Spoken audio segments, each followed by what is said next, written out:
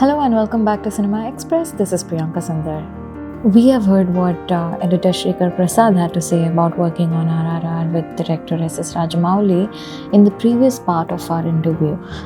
Now it's time for us to talk to this award-winning film editor about his other projects from the past like Alaipayuthey, Aayutha, Sivaranjaniyam Silapangalum, Kaminey, among a lot more. And his upcoming projects, Kathuvakila Rendu Kadal, CBI 5 in Malayalam and Kutte in Hindi.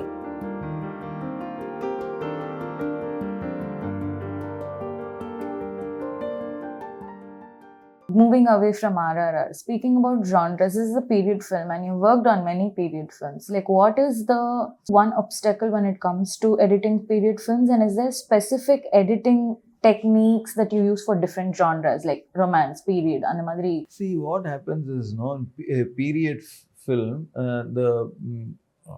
generally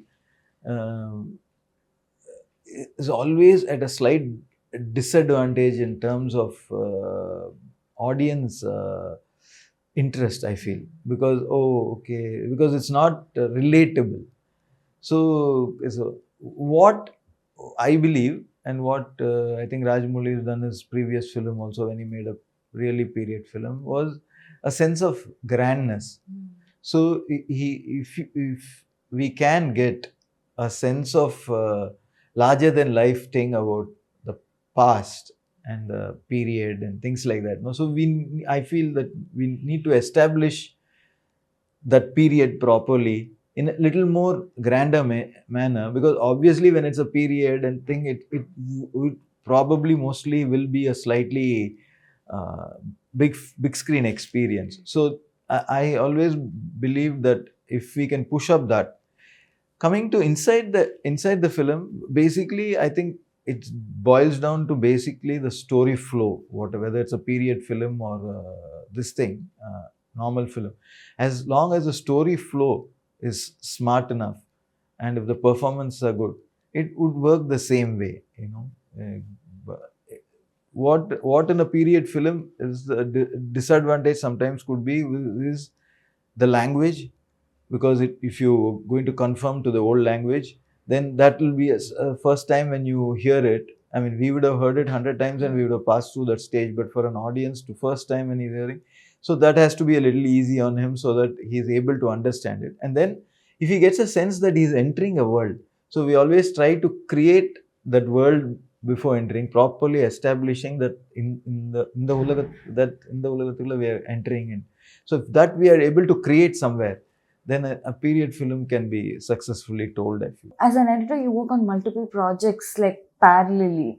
So when, say, two projects that you're working on is very different, like RRR and Kathuvakila Rendu Kadal, it's like so different. How is it to go from one table to another, and how do you draw the line? See, the thing is that it is always it's more about being it's a professional job also.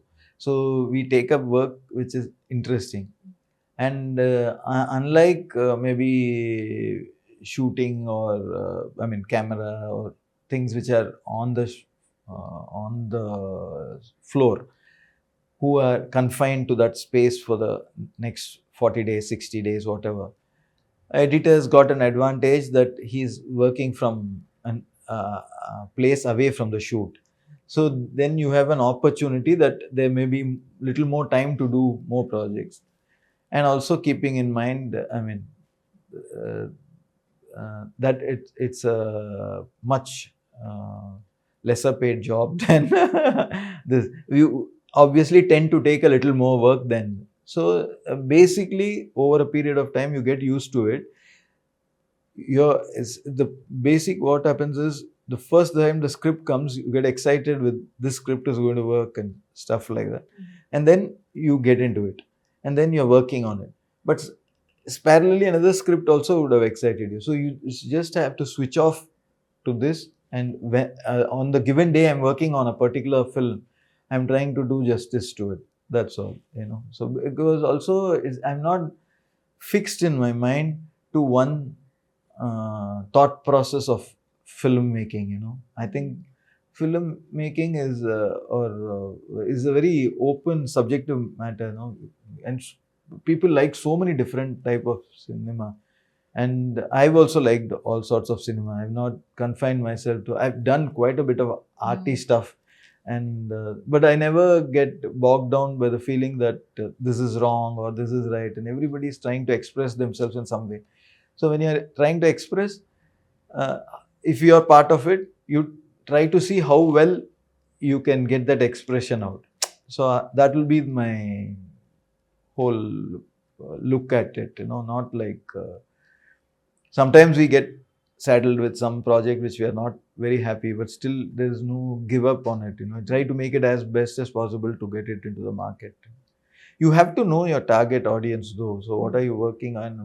Even before the film starts, we always uh, discuss with the director that this is catering to this audience. So we make it like that. No, if somebody makes a very serious film and comes and says, I may like the subject, I will do it, whatever is the price, and I'm doing the film.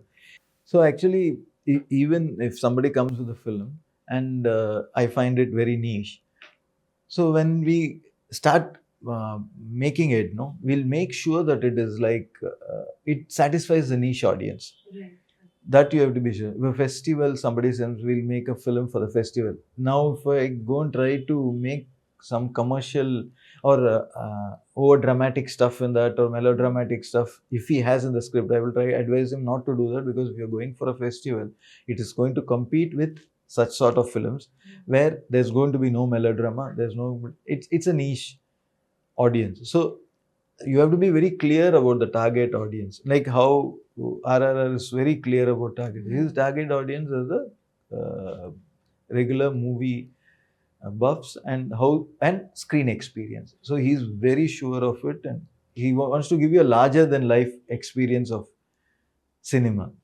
So, and it's good also at this time for such a film to arrive also is good, I think, because after 2 years of no theaters and stuff like that, suddenly when such a film comes and it does well, so there's hope for the theater guys also. Speaking about the whole filming process, one of the interesting things about your filmography is நீங்க same படம் different languages edit பண்ணிருக்கீங்க, like Okay Janu and Okay Kanmani. Like it's not dubbing, it's like where a completely different cast. So you've done multiple projects like that, right? You were either. So what is it like? Do you feel like you're editing the same film? How is that? Yeah, it is. It is. See, at least if you do one thing now and you do after 1-2 years, if it's remade and you happen to be part of it, it is slightly what you would call manageable mentally, because then it's new actors, you have done, but at least it's not like fresh in your mind, and it's not like, so you can, because it's not such a great thing for anybody to repeat the same work you have done in another thing, even for the director. But it was doubly more difficult when it is done at the same time, because Mani Ratnam did it a couple of times, I think. He did it for Ravan, he did it for Aayutha and all that stuff. And every time it's like very difficult, even for the director himself, it's going to be difficult, because he shoot a scene today and then the same scene with a different set of actors he's shooting tomorrow. So this first scene I'm editing after 2 days, and then this scene the next one I'm shooting editing after 2 days, and we will never find the same thing, because the first time you always feel it's better than the second time. So you're wondering, okay, what is going wrong? I think the energy levels of everybody involved, which they give the first time, the second time, so it's a very difficult thing. So you have to consciously work and see that the same thing comes out. But it is humanly going to be very difficult for any person to recreate what he has done once, I think.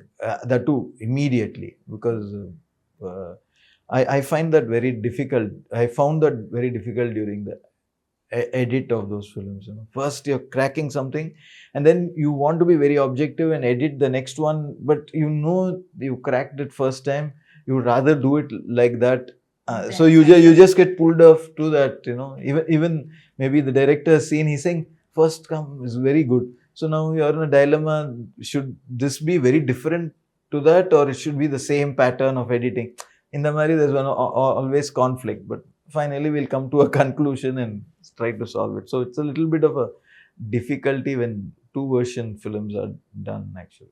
Making a film on the edit table, like or interview I read in which you said the terrorist was given to you as scenes and you had constructed it on the edit table. So what happens with films that do not have a form when it comes to you, and how do you decide, okay, like what is the conversation like with them?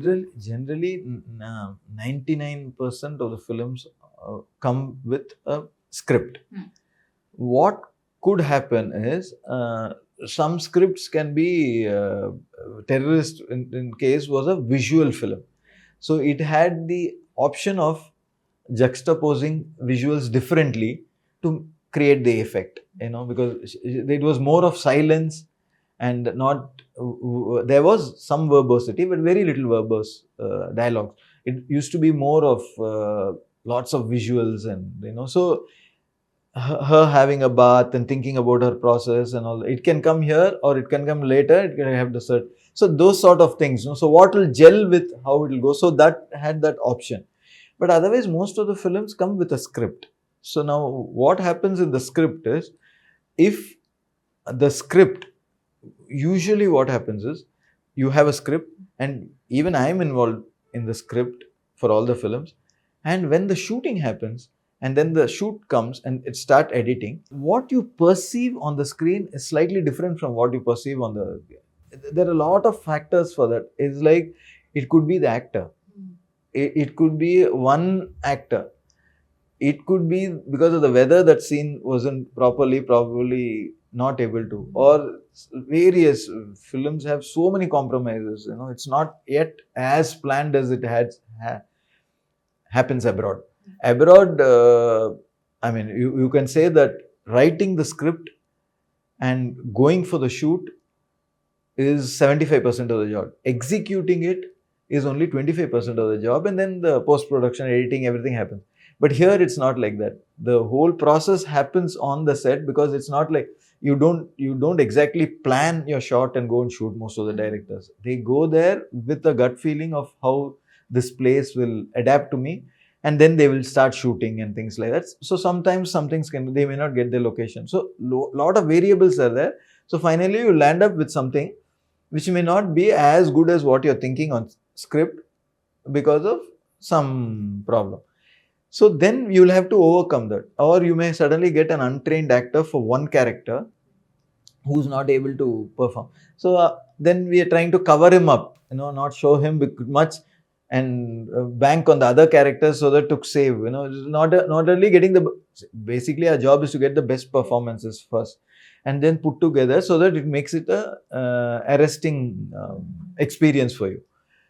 But most of the time is also spent in covering up bad performances. You know, there will be something is happening which you don't want to, he's not able to emote, things like that so in the lots of things happen in a scene wise, and a film will probably have 60 scenes or 80 scenes or 90 scenes or whatever. See, once they're put together, another problem crops up. You know, what a difference from your script. Script says you move from A to B to C to D, and it sounds fine when you read. You know, everybody is happy with it. That then only they're going for the shoot. But when you see some things up which you don't perceive crop up. For example, there may be information which has been told you in the first scene, which is again told to you in the third and the seventh and things like that, but it has been told so strongly by the director in the first sequence, you don't require to repeat it so many times in the film. So you try to take it out. Or it may not be, when writing, you'll have created one chunk, then you would have broken and gone to another sequence and come back to this. But when you're seeing, then suddenly you realize the whole rhythm is broken by that unnecessary scene in between. Right. Now the option is to remove that sequence in between and make the story flow. Because what is really holding you in the theatre is the story flow, and how they act and perform.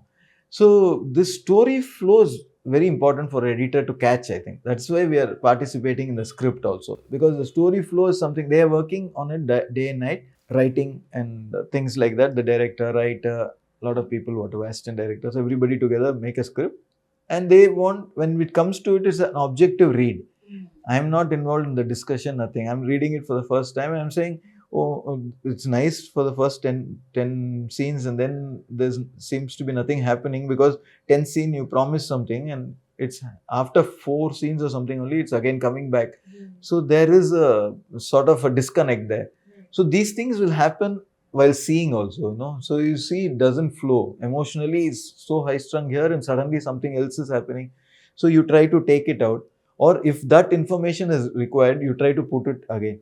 So basically during the process of editing, like how you write screenplay before the shooting, there is a lot of screenplay changes which happen during the making of a film, which is invariably happens for every film.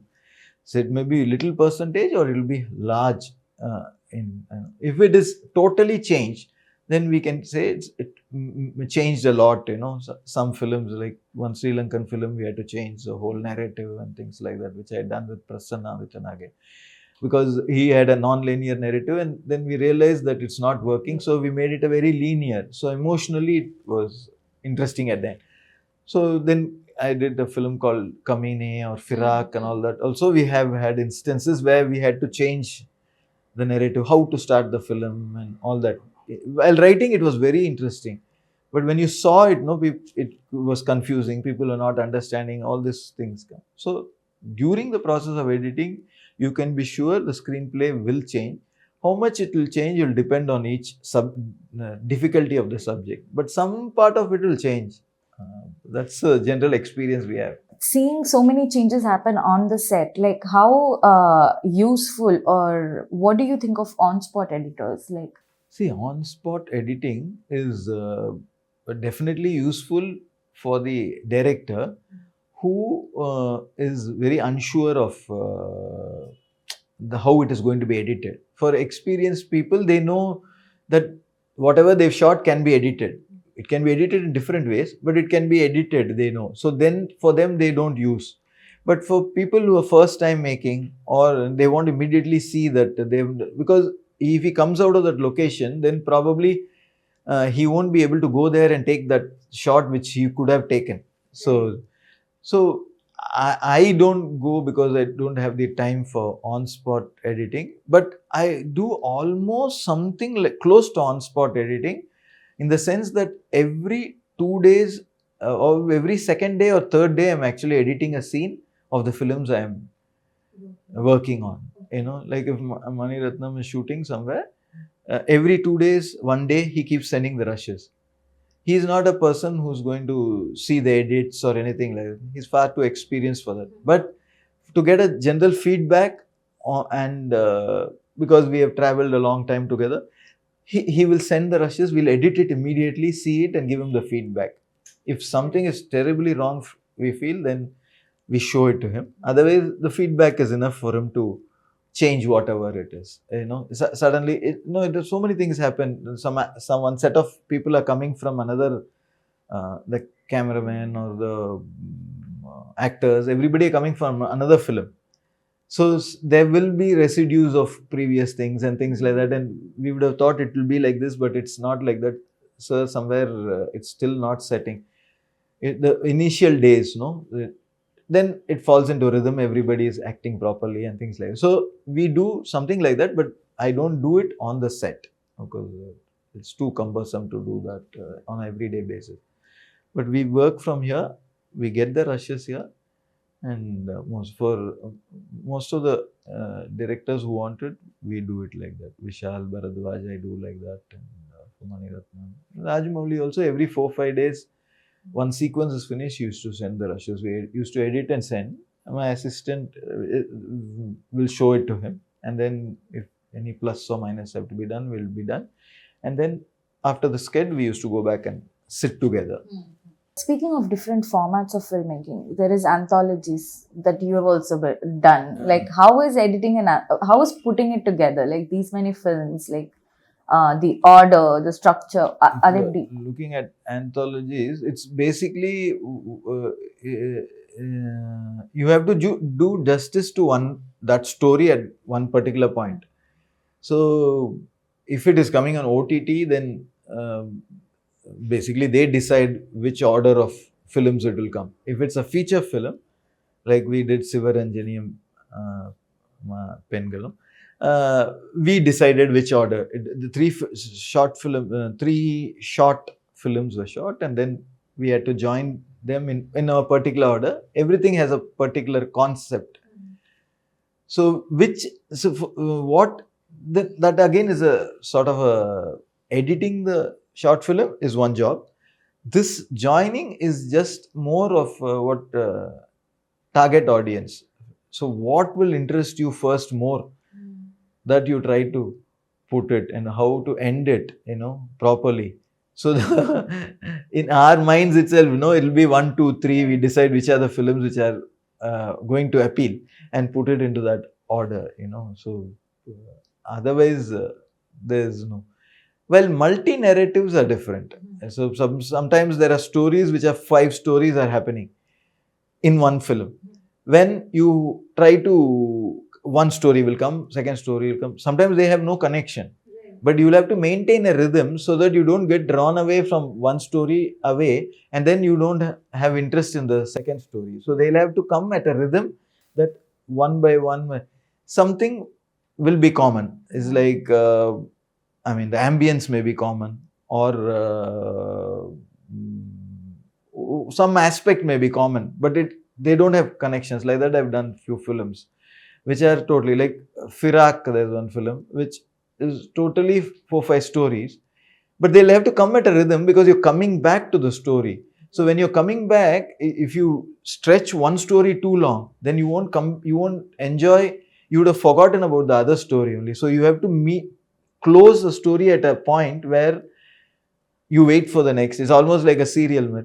So then you come back to that point, and then it goes. So you have to keep it, this proportion of telling these 4, 5 stories have to be somewhere even in terms of what you would call not only time but content.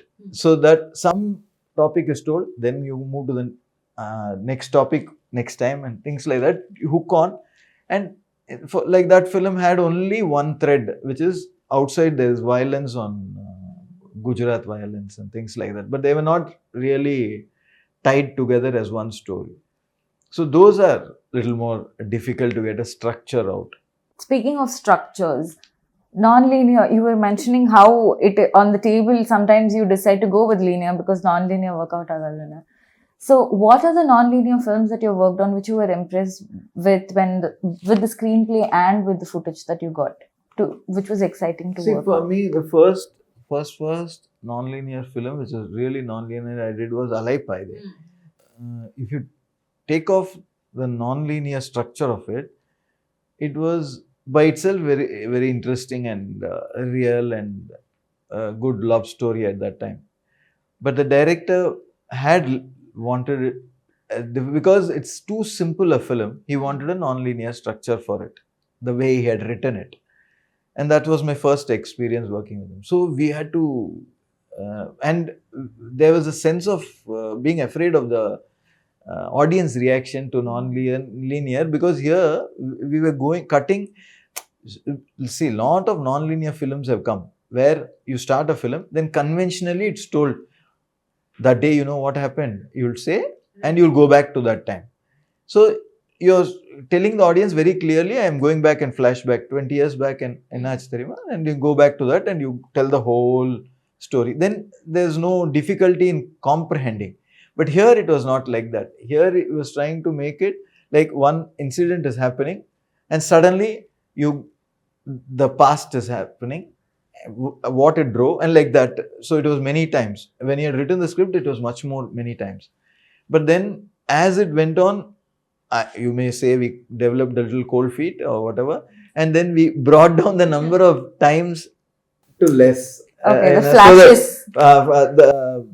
Because it's like starting in present and then you're going to past, then coming suddenly into present, going to past without telling the audience that you're going present or past. So initially it was like that only.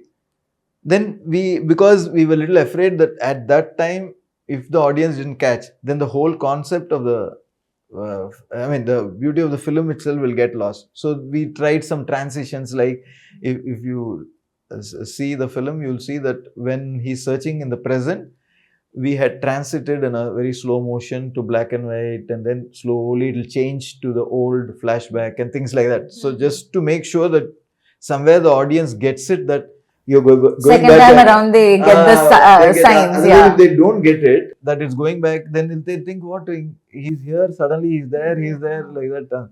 And then what was interesting in that film was the present and past joined together at one point.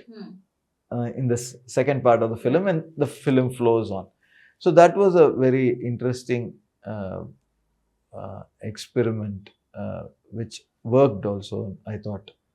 And then again with him only, I had done another film called Aayutha, which again we tried this non-linear thing, but it was 3 different point of views. You take one core central incident, and from there you go. Here, what is the challenge is that you only show it from one guy's point of view. You can't show the other guy in this story unless, you can't show him before, because you're going to give him his story is going to come interpretation later. So that was the challenge, but it was written, and we took a lot of time to do such things. And so it's always interesting when something is done experimentally for filmmaking, no? So it gives you a little more. Now I'm doing a film called Kutte. Even that, it's a Hindi film. Vishal Bharadwaj's son, called Asman Bharadwaj, directing. That is also very non-linear. So it's very interesting, because you go and then you go back in time. From there, you go back in time and then come back in time. But still, at the end of the day, you come back locked somewhere, and you still have to understand. So that's a challenge, because you can't confuse the audience. Well, writing, it's very easy. But when you see it on screen, and because the writer is progressive, for me, it's fun. But for the audience, then when after all it is made, everybody is excited. But then you're going to put it into the audience. So you have to be very careful that it's understood. If it's not understood, the whole effort would have gone. So you'll have to probably sometimes do some compromises, like putting a card saying that or something like that, to make them understand. But you have to make sure that as many people as possible understand the film. Otherwise, it will not work. Speaking about audience understanding and trends that come up in editing, how do you introduce new trends in the way that you edit, or do you think that every film is its own? Like, how does working up new trends into editing work? See, trends in the sense, is largely dependent on the film. So we cannot, we may be influenced sometimes by something which is coming up at that time or whatever. But due to technology, so when there was no chance for us to alter the what you call space of time by speeding up the shot or slowing down the shot, that was a very difficult process. Maybe 20 years back on negative, you have to do an optical department, and that you used to have. Now it's like you can, on equipments and also on the post production, you can actually go from, you can shoot at 1000 frames and you can make it 24 frames, or you can shoot at 24 frames and you can make it very slow. These things, so you can alter time, space, everything. Those sort of things have come with the introduction of these tools and technology. So then that experimentation has happened. Some songs you'll have lengthy movement, but you don't have the space to show. So you quickly go from one object to another object in a very fast manner. So you're actually jumping time from there to here, and then you're going off into that things like that. But these are all have been evolution of technology, and if it suits the subject. So for me, a lot of people do ask if there's any particular style you're following or anything. I never feel there's anything. I mean, people who see, maybe they will spot out something which I'm doing commonly. It is humanly easily possible people repeat themselves. But as long as we're working on a particular thing, it's totally concentrated on the story. If this story demands, then we'll go into it. If it's going to be a wacky film, then we'll try the wacky thing. If it's a very laid back, proper narrative, we'll go back. If it's a very emotional thing, I'll try to maintain the pauses and so that the emotion sinks in. So like this, we'll go. So now I was working yesterday also on a film called CBI Diary, CBI Part 5. It's coming again.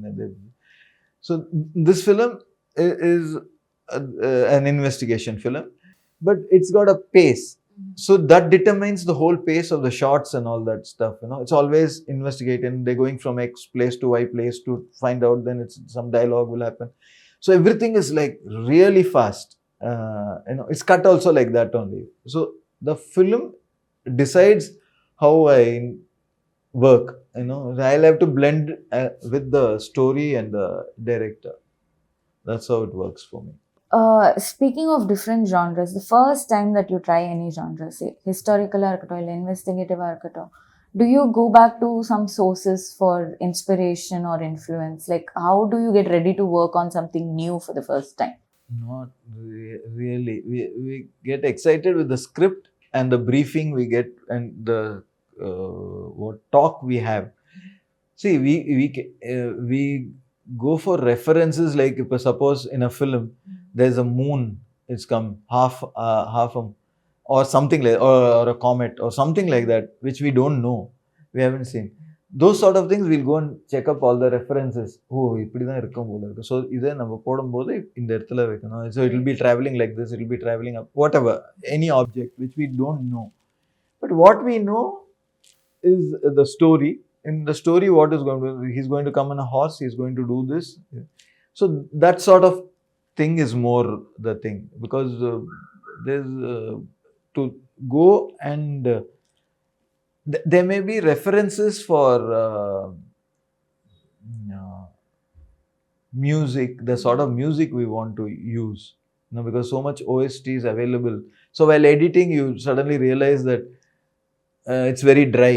Maybe we'll put some music. So in the where, so we go search some music and put a scratch music. It's not even going to probably reach the music director most of the time, that music, because we would rather allow him to do what he wants to do. But the thing is, while editing the process, we can get a sense of, oh, this is how it will look, and certain sequences where they're not dialogue oriented, they're silencing, like montages and stuff like that. We use that sort of, that we use. Or if it's like, generally these shots, like a flight takeoff, flight landing, or these sort of things which we immediately don't have or they're not shot. So we'll say we'll take something like this which is available on the thing and we'll just put it into our edit so that we know that this is going to come. So then they'll have to source out, either they have to shoot it or they'll have to buy some stock footage from the market, like that. Then when it comes to path-breaking editing films, like from the audience's perspective, which films have you enjoyed the most in terms, like as an editor, from the audience? See, any film which is working, to the audience, is very well, is probably nicely edited only, so they're not moving around or they're not getting distracted and a story. So there are quite a number of films which happen like that all over the country, I think, so lot of films you get very thrilled with the way, but editing is not something which you can judge only by the speed of it. You have to judge with the intensity of it. Now, like for example, now they've given the Oscar for Dune. If you see the film, it's more about perfection and the sort of emotional value it it is edited, for the emotional value. It is more than the action. There is quite a little bit of action here and there and all that, but that is what they're looking at. So for the critic, what they look generally is that they look at the length and say it's either loosely edited or not. But for me, it's more about how one scene is edited, and inside that scene, uh, if we are leaving some looseness. See, sometimes in a scene, the concept is finished. Even then, the scene drags on. That could be called loose editing. But the length per se is not determined by only these. There may be a few of these in that length, but the length is determined by the amount of story the director wants to tell. So sometimes you cannot ask the director to tell less story. He wants to tell the whole story, So he wants all the ingredients. He wants to put it because he believes in it. So you don't have a say on that. So good editing, I think, is more or less is what adjusts with the story, and you don't really see it at the end of it, that something has been edited. Well, I would call successful editing, I think, because you don't want to talk about editing during the while the film is being seen. It's like photography is unavoidable. You may talk because it's something which hits your eye, but the editing should be almost invisible so that you don't even realize that it moves in so smoothly and seamlessly that the end of it, maybe after the film, because you want to think about editing, I think that's more like it than really being noticed during the process. That brings me to the question of what do editors get by working on films? Like directors have that fame and the whole, like you're helming a film, they get that. The actors have their fans. So what do the editors have as a... Like any other technician, an editor is also part of a creative team. So the team could have about 6 people, 5 people, the core team. So everybody gets the same satisfaction when a film releases and it does well. That's the main objective of any film. Whether it gets you recognition later in terms of some award or whatever, but that Friday when it releases and it's appreciated by the audience, and most of the people see it and things like that, that is what everybody works towards. Now here, because it's not the editor is not part of the team which is at the shoot, so he's never seen with the actors, or nor he's seen with the in the shoot, so probably he will not have the same visibility. But so that doesn't take away his contribution to the film. It's just that some people are working from the back. I know some people are working in the forefront. You just have to take it like that and move on, I think. It's not like Right. So in because that... the people who really value your work will be the directors, actually. So the directors, because they know the value of the editor for them when they are working. Most of the directors will know. That's why they prefer somebody to work on their films, because they know that I'm shooting X and my vision is taken to the thing, because after the whole shoot till the release of the film, the editor is the only guy who remains and with the director till the end of the release of the film, which is a substantial time, which is about 3 months or 2 months or even sometimes 6 months if it's a VFX heavy film. The rest of the people participate in the shoot and then they're all left. So these two guys who are trying to put together this and then go ahead, and then there are also people like sound and music director who come in, but that whole process, the editor is very important for the director. So director and he are the guys who, so probably the director is the guy who appreciate the editor the most than the layman, because layman you can't explain what is editing. It's very difficult to explain that. They know by now that 2 shots are joined together, but by just joining 2 shots, it's not joining, it's which shot to cut, and why you are cutting at one particular point, where we need to go closer to evoke that sympathy, and how much of length to keep. A guy can, like, if you have a great actor, he cries for 20 seconds, you cannot keep it for 20 seconds, because some sort of redundancy may come after maybe 15 seconds, which you'll have to realize and say, where's the peak? So you cut the expression there and then move on to the next, so that you want to see it more and not feel, oh God, it's going on forever. That feeling should not come in cinema, no, because it's something you're watching on screen. So so those things, somewhere the editor brings in that balance with the director, because sometimes directors can go overboard with what they've shot because they've shot it. They want everything. But there's a guy who's objective, who knows how to move from one shot to no, who understands emotion also, and understands some sort of storytelling. So he needs that help to get it to that juncture of release. You've been editing for decades, let's say, and you've been part of like signature films. It has cult following. Dil Chahta Hai, Alaipayuthey, all of that. So from film to digital, you've seen a transition there as well. So how has the evolution in the industry been for you as a person?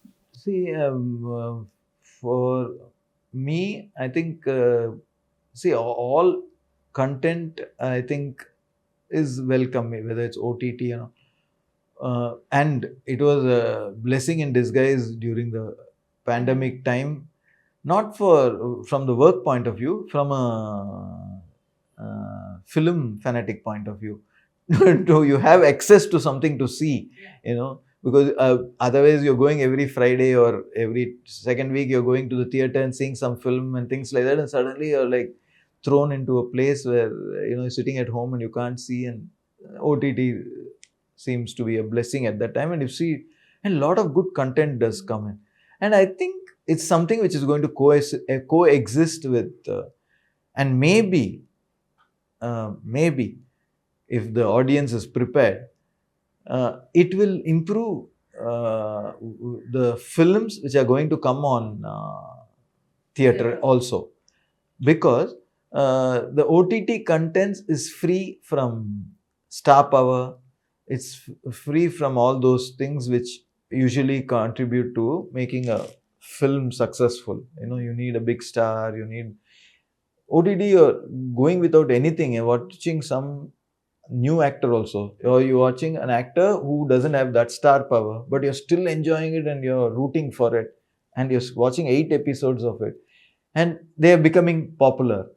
So when that is happening, there's a certain awakening in the mind for people also for good content. That means content is ruling.